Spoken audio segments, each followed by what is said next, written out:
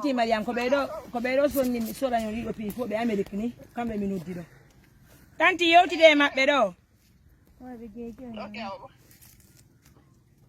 Yewte be nande.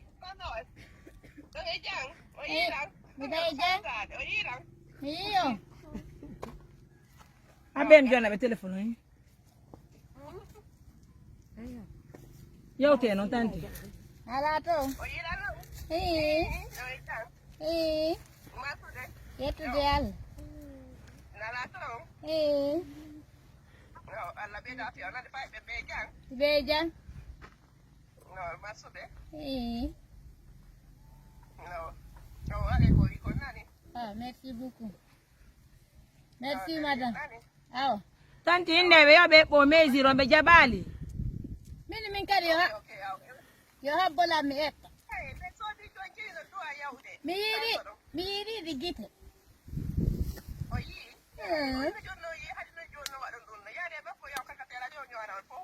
Min kadi mida mari be mi hollita teddunganga. E be accu mi hollita min kadi be mi hollita tabe.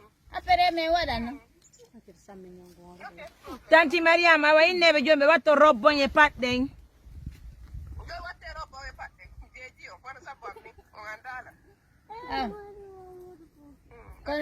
Kono e waɗa yeeso seeɗa haade hawjata ka Tantie Mariame je te jure c'est plus que Tantie Safi que vous voyez en image yeah. Yo ko jallo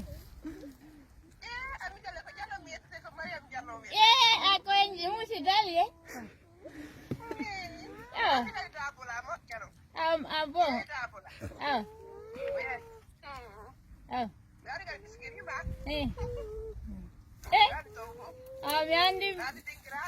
mi andi tal makono nandi tay ida wo ma yide to ida wo ma yide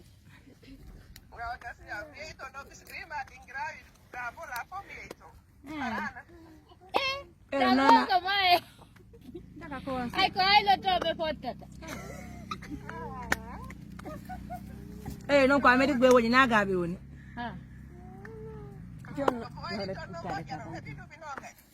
gongam gongam John Tantie be wati ke jonno mo mi nabana on jol photo mabbe di be laba mojja non oh elle est très aimable wato ta ko tinna ade hawjata on va te reforcer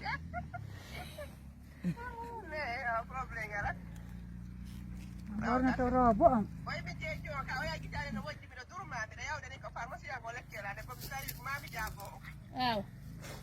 Allah beyda afiya nan. Inne je t'aime. On va tenir je t'aime. Tanu julde inne je t'aime. Je t'aime. Merci, au revoir. Tantie Mariame, je vous reviens un instant. Oui. Ok, un instant. Kolutti kombe lutti dai mondo. Qu'est-ce que c'est-à-dire? Korobon beni yongo. Orobu bulejo. Souvenez, andu o wawa na bandi hore mun itunti katela jombe. Akida no mun na kontanti. Misi mina waidu. O wai le. Me kitete bandi yaga. Fabi.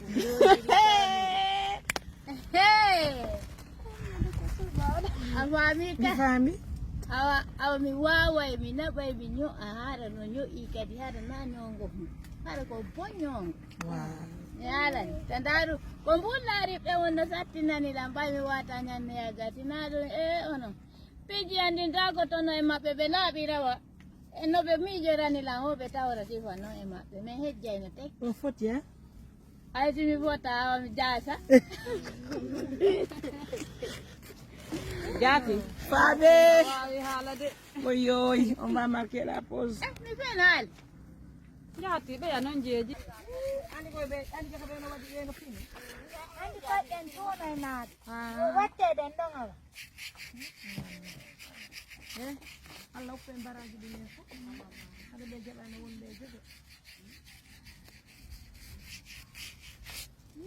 No, sa senjati. no be atai ko de matte den hay ay na Ngo be yata ka salon kambe ko be war dondo. ko de matte den Yandu wallan sen bugol long.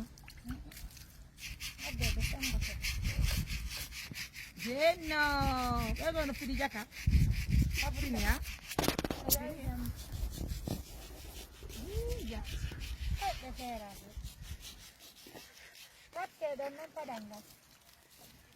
Kita ko yang galpung. Ano nga Tantie Mariame kayo na yun?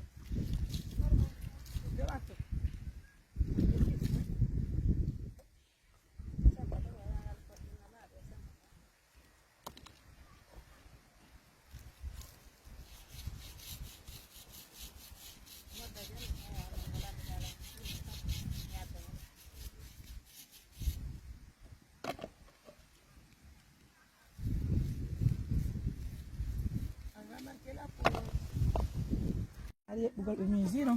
Tanto aí. Completo.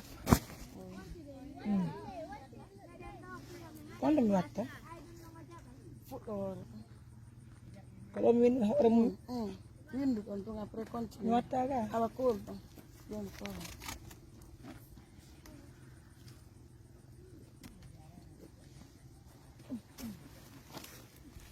Buat ni.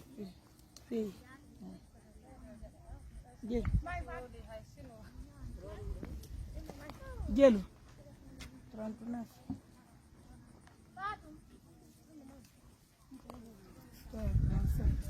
Tai. Tei.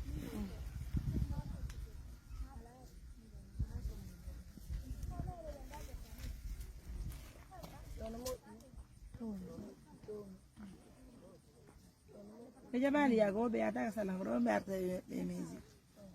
Ainda passa com.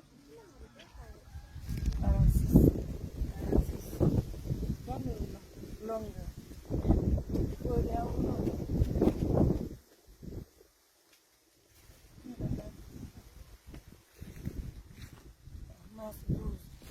M.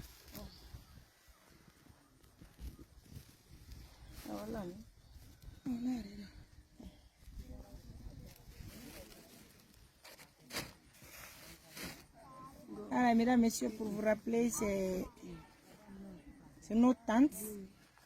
Elle est l'épouse de notre directeur qui est décédé, monsieur Lopé. Ok, complet ça.